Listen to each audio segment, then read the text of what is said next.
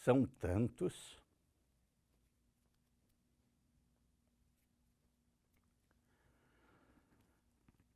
Lá no Embaúzinho, um distrito que fica entre Telêmaco Borba e Ortigueira, o meu avô tinha um sítio. E eu, nas férias de verão e de inverno, passava lá os 3, 4 meses no sítio, nas lidas do sítio do meu avô Honorato.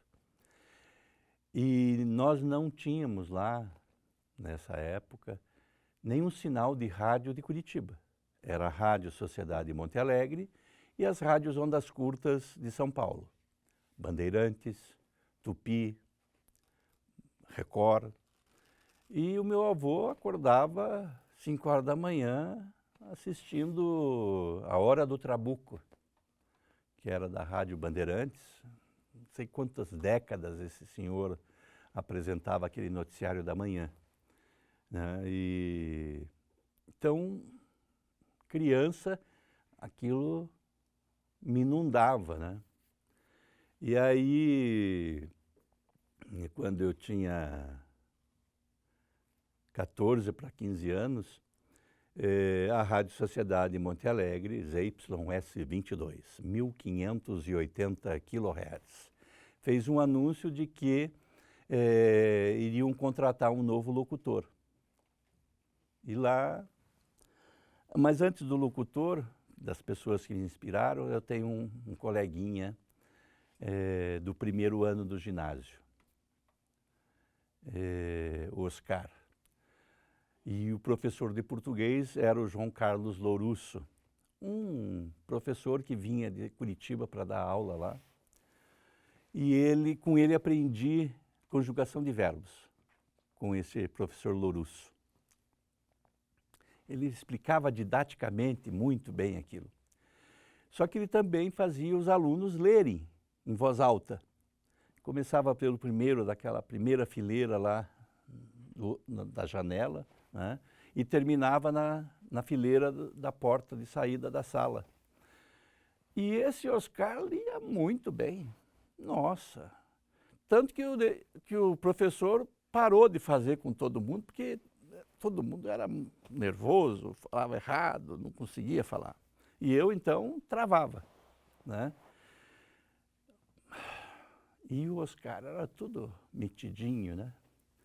E eu que gostava muito de jogar bola, ficava o dia inteiro, quando não estava em sala de aula, estava no campinho jogando bola. E eu parei de jogar bola e comecei a ler os livros todos que minha mãe comprava para mim e para o meu irmão. Eu lia e meu irmão não. E aí comecei a ler em voz alta. Isso com 11 anos de idade.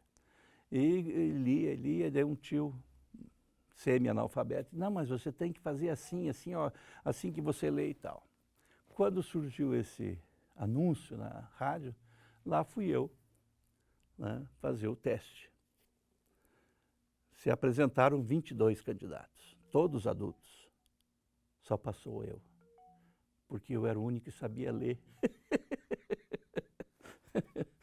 E aí, qual foi o primeiro contratado? Qual foi o primeiro serviço? O primeiro serviço foi redigir notícia e apresentar o noticiário de hora em hora, boletins de hora em hora. Começava a minha carreira jornalística, né? Então, inspirado pelo Oscar e pelo professor Lourusso, né, virei noticiarista. E aí, numa outra escola, uma outra professora de português começou a dar vazão para os alunos escreverem poemas, escreverem contos, e eu comecei a escrever também. E por essas coisas e outras, ela disse que ia fazer uma festa para o Dia das Mães. Seria a primeira festa daquela escola para as mães. E eu, inspirado naquela coisa, ela corrigia, falava bem dos meus poemas e tal. Eu tinha uma revista, a minha mãe tinha assinatura da revista Família Cristã. Num daqueles exemplares mensais tinha uma pequena peça de teatro, texto teatral. Eu peguei aquilo e comecei a pensar comigo mesmo. e fiz uma adaptação daquele texto que estava na revista para uma tipo homenagem para o Dia das Mães. Introduzi naquele texto teatral, naquele texto de dramaturgia, a figura de uma mãe e apresentei para a professora. A professora disse, nós vamos montar isso aqui. Só que você, como é autor, não vai participar como ator. Eu tenho outra coisa para você. Já vi que você está trabalhando na rádio, já escutei você lá na rádio e tal. E me deu um dia lá, 4 folhas de papel. Era um poema do Dia das Mães, do Giuseppe Ghiaroni, um locutor da Rádio Nacional do Rio de Janeiro, que nos seus programas noturnos, começava sempre às 10 da noite, também ondas curtas, um vozeirão, né? Criou aquele poema. Esse poema eu falo ele todo ano, desde os 14 anos, penitenciária, até numa missa campal em frente do Palácio Iguaçu, para 25 mil pessoas, do padre Manzotti, né?